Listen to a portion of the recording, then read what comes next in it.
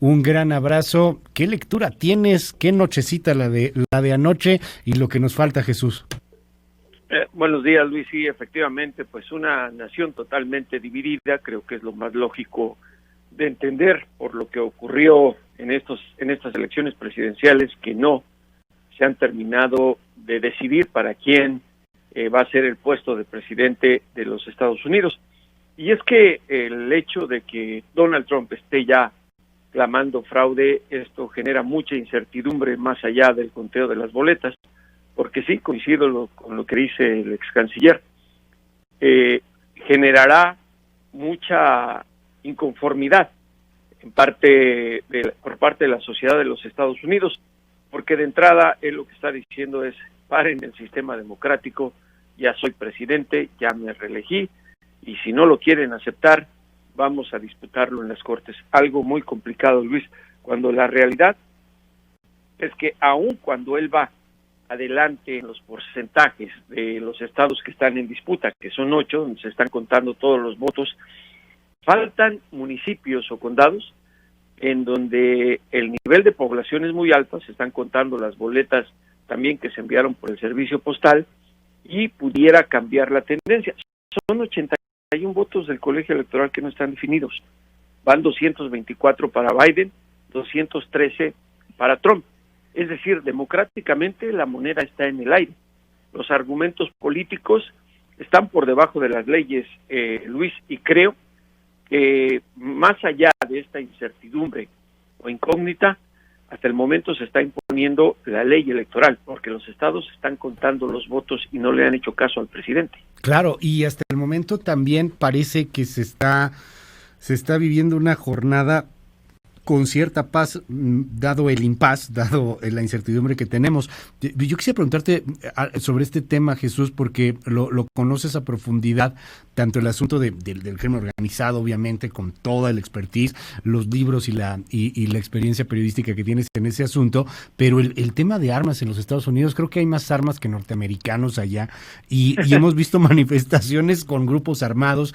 Ayer una leve escaramuza ahí afuera de la Casa Blanca, pero pues ahí hay un riesgo de que se levante gente de ambos lados, armada. Mira, sí, yo dudo que pueda darse un brote importante de violencia, porque ante todo recordemos que Estados Unidos es un país de muchas leyes, de mucha policía, y aunque hay armas por todos lados, efectivamente, creo que la sociedad ha entendido que primero se debe de agotar el sistema democrático. Te lo digo nada más por los números de gente que votaron. En los comicios adelantados, 100 millones. Eso es increíble. Sí. Y ayer hubo mucha participación. Lo que ocurre en la Casa Blanca ya es parte del show, es lo que yo digo.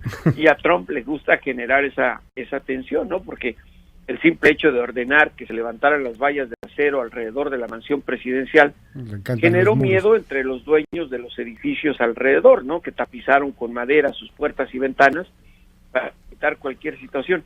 Lo grave de esto, y que es lo que poco se habla, porque también he visto que en redes sociales, en internet, les gusta provocar y sobre todo en nuestro país, que desconoce mucho Estados Unidos, nos vamos muy por encimita, mencionar que la posibilidad de que ocurra una especie de revolución, y eso no es cierto. Los jóvenes que salen a la calle a manifestarse, en este caso son los que no votaron. De plano, y esa era la gran preocupación, ¿no? De que son, digámoslo así, escandalosos, pero a la hora de definir un proceso electoral no participan. Esa apatía que tienen hacia los comicios de los políticos se refleja en toda esta incertidumbre. Ahora, aquí hay algo muy importante que se está haciendo notar, la participación del voto latino, Luis, que además de no ser monolítico, por lo que va ahorita, está demostrado que el voto de origen mexicano no participó como se esperaba, que es apático a lo que ocurre porque se carga lo mismo que nos traemos del país. Esa desdén a los procesos electorales porque siempre pensamos que va a haber fraude. No, la flojera. Y hay otra cosa, sí, y hay otra cosa muy importante.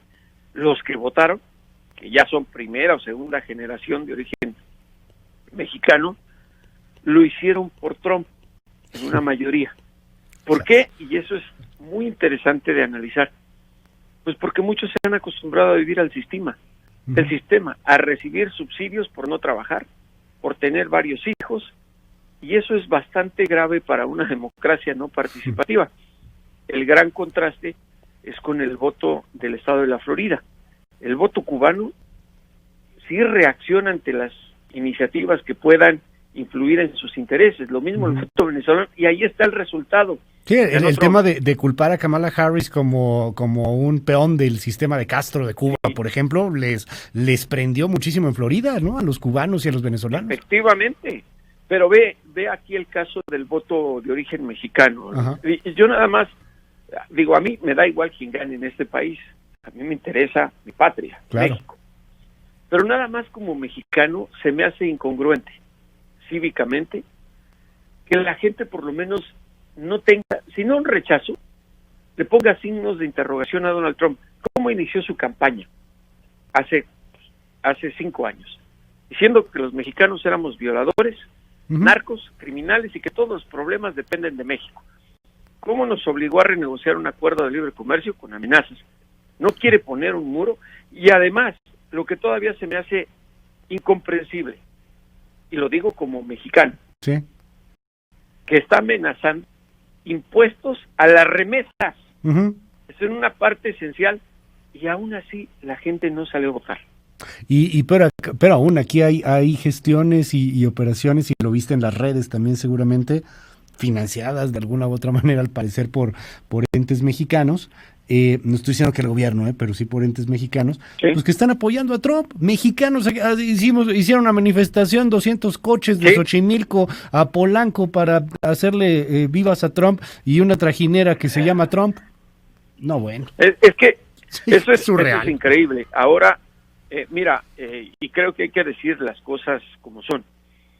El hecho que el presidente Andrés Manuel López Obrador diga que no se quiere pelear con Trump, y que haya venido a Washington, lo declarara amigo, lo comparara con George Washington, cuando antes lo había comparado con Adolfo Hitler, pues hace que la gente se confunda, que no está tan interesada en analizar el porqué. Yo, aun cuando está la moneda en el aire para definir a la presidencia de los Estados Unidos, porque falta mucho, si se cuentan todos los votos, yo no sé cuál va a ser el escenario de la relación bilateral. En primer lugar, porque México ya dijo que quiere revisar la colaboración con las agencias federales por el caso del crimen organizado, con la DEA específicamente. Donald Trump es súper conservador en ese sentido.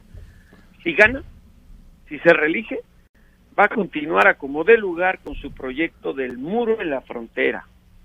Le va a imponer aranceles a las remesas. ¿Por qué? Porque él quiere cubrir con ese dinero lo que cuesta edificar la muralla en la zona limítrofe.